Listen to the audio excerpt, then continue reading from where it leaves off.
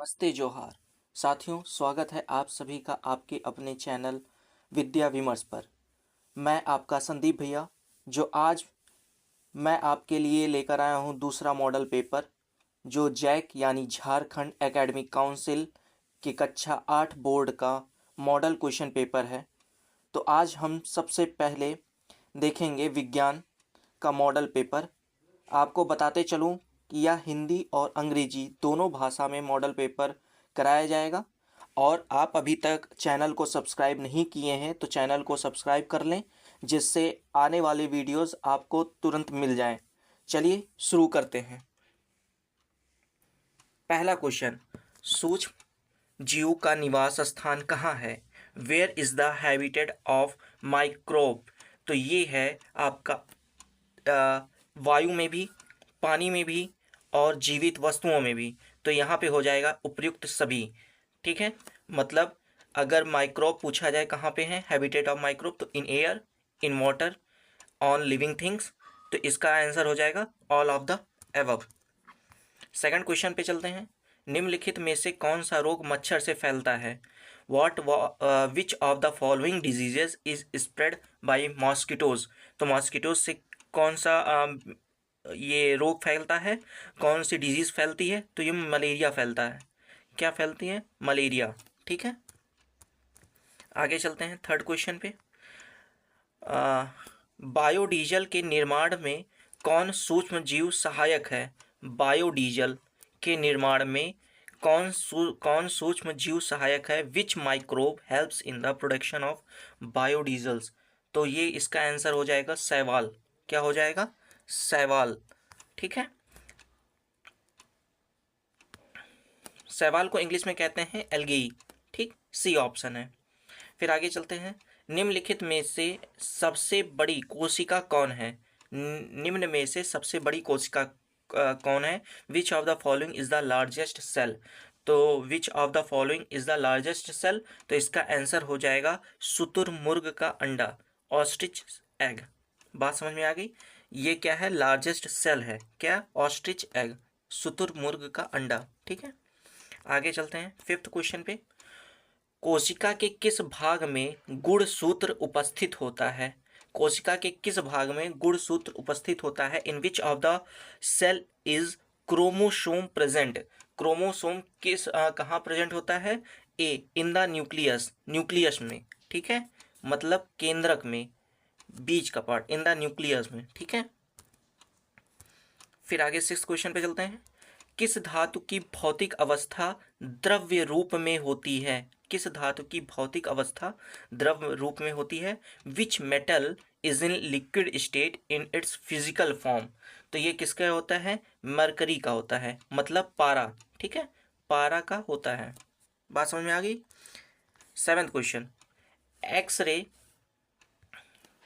X ray x-ray किनके x-ray करने हेतु किस धातु का उपयोग किया जाता है? Which metal is use for x-rays? तो ये किसके होता है? तो डी, लेड। किसका? लेड का। ठीक है, एट्थ क्वेश्चन, झारखंड के जादूगोड़ा में किस धातु की प्रचुरता विद्यमान है? Which metal is found in abundance in Jaduguda of Jharkhand? तो ये इसका आंसर हो जाएगा यूरेनियम। क्या हो जाएगा? Uranium, C option. ठीक है, यूरेनियम। नाइन्थ क्वेश्चन पे चलते हैं। धातुओं का वह गुण जिससे उन्हें पीट कर चादर बनाई जा सकती है। धातुओं का वह गुण धातुओं का वह गुण जिससे उन्हें पीट कर चादर बनाई जा सकती है। The property of metals due to which they can be beaten into sheet is called malleability. What? आघात वर्धनीयता। ठीक है, सी ऑप्शन, मेलेबिलिटी। टेंथ पे चलते हैं। इनमें से उष्मा की सबसे कम चालक धातु कौन सी है? इसमें से उष्मा की सबसे कम चालक धातु कौन सी है? Which of these metals of is the least conductor of heat? Least conductor of heat, तो ये कौन सी हो जाएगी? इसका ऑप्शन हो जाएगा आपका ये बी ऑप्शन, मरकरी। क्या? पारा। ठीक है, आगे चलते हैं। निम्नलिखित में से कौन सा घोल विद्युत का कुचालक है? निम्नलिखित में से कौन सा घोल विद्युत का कुचालक है? Which of the following solutions is a bad conductor of electricity? तो बैड कंडक्टर ऑफ इलेक्ट्रिसिटी हो जाएगा डिस्टिल्ड वाटर, आसूत जल। ठीक है, आसूत जल। 12th क्वेश्चन है, किस धातु पर इच्छित धातु की परत निक्षेपित करने की प्रक्रिया को क्या कहते हैं? विच is the process of depositing of a layer of desired metal on a metal card? तो इसका हो जाएगा इलेक्ट्रोप्लेटिंग। क्या? इलेक्ट्रोप्लेटिंग, विद्युत लेपन। किस धातु पर इच्छुत धातु की परत निक्षेपित करने की प्रक्रिया को क्या कहते हैं? तो ये हो जाएगा ए ऑप्शन, विद्युत लेपन, विद्युत लेपन। ठीक है, इलेक्ट्रोप्लेटिंग। 13th क्वेश्चन, निम्नलिखित में से किनमें आंतरिक जनन होता है? Which of the following has internal reproduction? तो इंटरनल रिप्रोडक्शन होता है हैन में। ठीक है, मुर्गी में। आगे चलते हैं। 14th, हाइड्रा में जननन की विधि है। हाइड्रा में जननन की विधि है। The method of reproduction in hydra is? तो इसका ऑप्शन हो जाएगा मुकुलन। ठीक है, बडिंग। ठीक है। 5th, पृथ्वी की सतह से ऊंचाई के बढ़ने के साथ साथ वायुमंडल दबाव which with the increase in height from the surface of the earth atmospheric pressure will be. ठीक है, एटमॉस्फेरिक प्रेशर विल बी क्या हो जाएगा? अगर हम ऊपर के हाइट पे जाते हुए ऊंचाई बढ़ने के साथ साथ वायुमंडल जो दबाव है वो क्या होगा? तो डिक्रीज होगा। क्या होगा? घटेगा। ठीक है, आगे चलते हैं। दबाव का मात्रक क्या है? What is the unit of pressure? तो कह रहा है दाब का, दबाव का नहीं, दाब का मात्रक क्या है? तो दाब का मात्रक है, देखो दोनों होंगे, एक पास्कल भी होगा, ठीक है, न्यूटन प्रति वर्ग मीटर भी होगा। ठीक है, ये दोनों होंगे, मतलब पास्कल और न्यूटन पर स्क्वायर मीटर। 17th क्वेश्चन चलते हैं। निम्नलिखित बलों में कौन सा संपर्कित बल है? तो which of the following forces is contact force? ठीक है, संकृत बल कौन है? संकृत बल कौन सा है? तो इसमें हो जाएगा, कौन सा ऑप्शन हो जाएगा? डी, घर्षण बल। ठीक है, घर्षण बल, फ्रिक्शनल फोर्स हो जाएगा। निम्नलिखित में से कौन सा पदार्थ अदहनशील है? अदहनशील मतलब नॉन कंबस्टाइबल। ठीक है, non combustible. Which of the following substance is non combustible? तो ये कौन सा है? तो ये है स्टोन। कौन सा हो जाएगा? स्टोन, पत्थर। ठीक है। 19th क्वेश्चन, किसी पदार्थ के दहन का पोषक पदार्थ है? The nutrient for combustion of substance is? तो कार्बन, जल, ऑक्सीजन। क्या हो जाएगा? ऑक्सीजन। ठीक है, सी ऑप्शन। 20th क्वेश्चन, किसी ज्वाला का सबसे अधिक गर्म भाग कौन सा है? Which is the hottest part of a flame? तो इसमें सबसे भारी भाग, ये ऑप्शन ही होगा, सबसे बाहरी भाग, द आउटर मोस्ट पार्ट। ठीक है, ये फ्लेम का क्या होता है? सबसे हॉटेस्ट पार्ट होता है। ठीक, अगर अभी तक आप समझ में आ रहा है और चैनल को अभी तक सब्सक्राइब नहीं किए हैं तो सब्सक्राइब कर लें, और अगर आपको वीडियो अच्छी लग रही है तो लाइक भी कर लें, अपने दोस्तों के साथ शेयर भी करें। और अगर आपको कोई सहायता चाहिए, कुछ आपको समझ में नहीं आ रहा है, तो आप मैसेज करके पूछ सकते हैं, कमेंट कर सकते हैं। 21वें क्वेश्चन पे, निम्नलिखित में से कौन दो गुणसूत्र मिलकर नर शिशु के रूप में विकसित होता है? Which of the following two chromosomes combined to form a male child? तो किससे होगा? तो ये होता है एक्स वाई से। किससे? एक्स और वाई के द्वारा। ठीक है। विश्व एड्स दिवस कब मनाया जाता है? तो विश्व एड्स दिवस कब मनाया जाता है? ये मनाया जाता है 1 दिसंबर को। ठीक है, कब मनाया जाता है? 1 दिसंबर को। When the world AIDS day celebrated? तो 1 दिसंबर। ठीक है। 23rd क्वेश्चन, स्त्रियों में होने वाले मासिक स्राव की सामान्य अवधि क्या है? What is the normal duration of menstrual cycle in women? menstrual cycle in women कब कितने दिन का है? तो ये नॉर्मल होता है 28 दिन का। कितने? 28 दिन की अवधि होती है। ठीक है। समतल दर्पण से बिना प्रतिबिंब होता है। समतल दर्पण से बना प्रतिबिंब होता है। The image formed by a plane mirror is क्या होगा? आभासी होगा। क्या होगा? आभासी। और ये होता है वर्चुअल। आभासी मतलब वर्चुअल।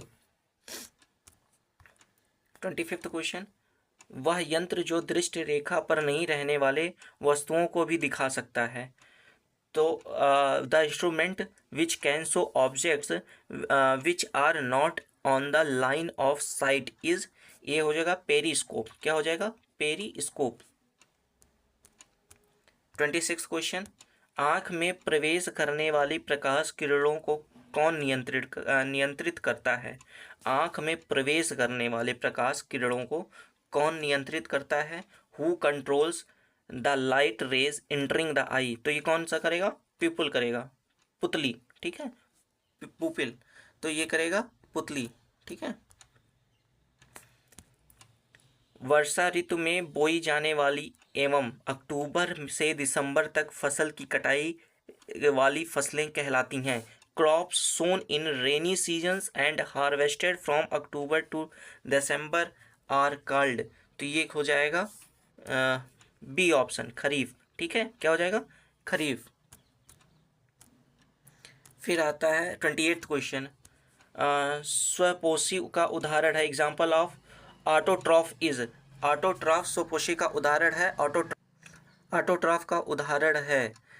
तो ये हो जाएगा आपका डी ऑप्शन, अमरूद का पौधा। क्या हो जाएगा? एक मिनट, अमरूद का पौधा। ठीक है। गोवा प्लांट। फिर 29 पे चलते हैं। हार्वेस्टर मशीन द्वारा फसल की जाती है। हार्वेस्टर मशीन द्वारा फसल की डैश की जाती है। तो the harvesting of crops is done by harvester machine. तो इसका ऑप्शन हो जाएगा सी ऑप्शन की कटाई, हार्वेस्टिंग। ठीक है। क्या हो जाएगा? कटाई। 30वां क्वेश्चन, बड़े शहरों में रात्रि में चांद, तारे, ग्रह, उपग्रह क्यों नहीं दिखाई देता है? Why are the moon, stars, planets, satellites not visible at night in a big cities? तो क्यों नहीं दिखाई देता है? तो ये इसलिए नहीं दिखाई देता है क्योंकि धुएं से भरे आसमान में कहीं खो जाते हैं। तो they get lost in the sky filled with dust and smoke. 31st question, सबसे दूर का ग्रह कौन सा है? Which is the farthest planet? तो which is the farthest planet? तो शुक्र, शनि, नेपच्यून है। क्या है? नेपच्यून। A option, Neptune. ठीक है। फिर इसके बाद आगे चलते हैं। 32nd क्वेश्चन, खगोलीय पिंडों की दूरी को किस इकाई से मापा जाता है? In which unit is the distance of celestial bodies is measured? तो किससे नापा जाता है? ए प्रकाश वर्ष से, लाइट ईयर से। ठीक है। किससे? लाइट ईयर से। 33rd क्वेश्चन, किस घर्षण की अपेक्षा सर्पी घर्षण कम होता है? In which unit is the distance of celestial bodies measured? किससे किया जाता है? तो ये किया जाता है लाइट ईयर से। किससे? लाइट अस्थैतिक घर्षण से, अस्थैतिक घर्षण से। ठीक है। 34th क्वेश्चन, तरल हवा जल में गति करने वाले वस्तु को उचित आकार देकर घर्षण बल डैश किया जाता है। तो इसका इंग्लिश देख लेते हैं। क्या कह रहा है? The friction force can be by giving proper shape to the object moving in the liquid, air, water. तो इसका हो जाएगा आपका लेस, कम हो जाएगा। B option. क्या हो जाएगा? B option. ठीक है, कम। 35th question,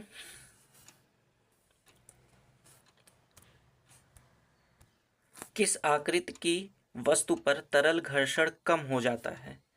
liquid friction is less on the object of which shape, तो ये हो जाएगा किस पे, बोट शेप्ड पर, नौकाकार। ठीक है, किस पे हो जाएगा, नौकाकार बोट शेप्ड पर।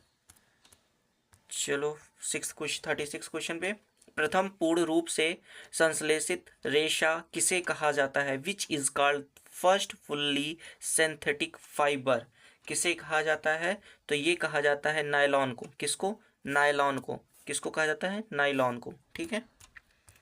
37 क्वेश्चन, निम्न में से किस धागे की मजबूती सबसे अधिक होती है, किस धागे की मजबूती सबसे अधिक होती है, which of the following threads has the highest strength, तो किसकी होती है, तो ये होती है नायलॉन की। किसकी, नायलॉन की। ठीक है, नायलॉन, सी ऑप्शन।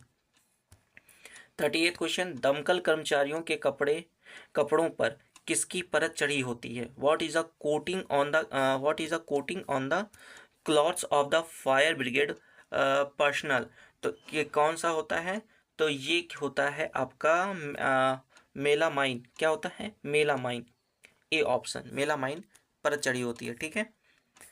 ध्वनि की प्रबलता किस कारक पर निर्भर करती है, on which factor does loudness of sound depend, तो ध्वनि की प्रबलता किस कारक पर निर्भर करती है, तो किस कारक पर निर्भर करेगी, ये करेगी एम्पलीट्यूड पर। किसकी, एम्पलीट्यूड, आयाम। ठीक है, आगे चलते हैं। ध्वनि की प्रबलता घटाने के लिए हमें ध्वनि के कंपनों, मतलब क्या करना चाहिए, ध्वनि की अगर प्रबलता घटानी है तो क्या होगा, तो ये होगा कि आवृत्ति घटानी होगी, आवृत्ति बढ़ानी होगी, आयाम बढ़ाना होगा, आयाम घटाना होगा। ठीक है, क्या होगा, आयाम घटाना होगा, डी ऑप्शन।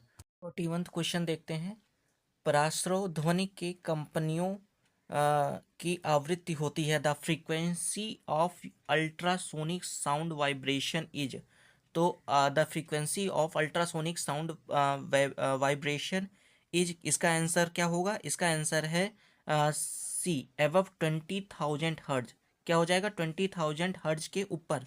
ठीक है, फिर आगे चलते हैं। 42 क्वेश्चन, रिक्टर पैमाने पर किस तीव्रता वाला भूकंप विनाशकारी माना जाता है, on the Richter scale earthquake of which intensity is considered destructive, तो इसका आंसर हो जाएगा, क्या हो जाएगा, 7 और मोर इंटेंसिटी, 7 या उससे अधिक तीव्रता वाला। ठीक है।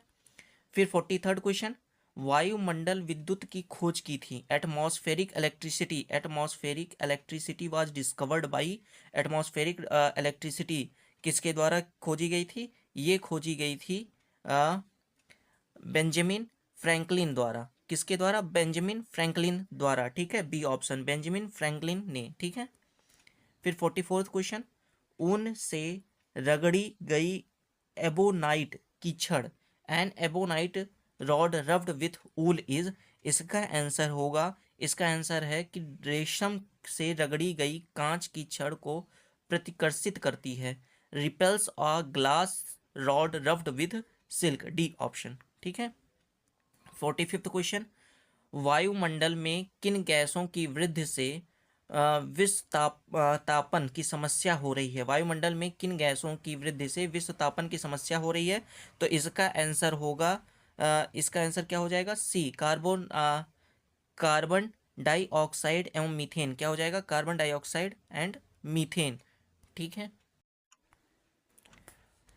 पृथ्वी पर पाई जाने वाली विशाल विवर्तनिक प्लेटों की संख्या है, the number of large tectonic plates found on the earth is, कितनी संख्या है, 6 है। ठीक है। अब चलते हैं 47 क्वेश्चन पर, ताजमहल में लगे पत्थरों का क्षरण हो रहा है, इसका मुख्य कारण है, the stone of Taj Mahal are eroding, the main reason for this is, तो मेन रीजन क्या है, अम्ल वर्षा, द एसिड रेन। ठीक है। फिर 48 क्वेश्चन पर, द्वितीयक प्रदूषक है, secondary pollutants are, secondary pollutants कौन कौन से हैं, तो acid of sulphur and nitrogen, acid of sulphur and nitrogen, sulphur एवं नाइट्रोजन के अम्ल। ठीक है। 48 क्वेश्चन हो गया। 49 क्वेश्चन, कुछ प्रजातियों का विलुप्त होने और गायब होने के क्या कारण हैं, what was the reason for the extinctions and disappearance of some species, तो इसमें कौन से कारण है, कौन कौन से दिए गए हैं? पहला दिया गया है आवासों का विनाश, दूसरा पेड़ लगाना, तीसरा वनों का संरक्षण और चौथा शिकार। पहला दिया है destruction of habitats, second planting of trees, third conservation of forest, चौथा हंटिंग दिया गया है। तो अब इसमें से कौन कौन से कारक हो जाएंगे?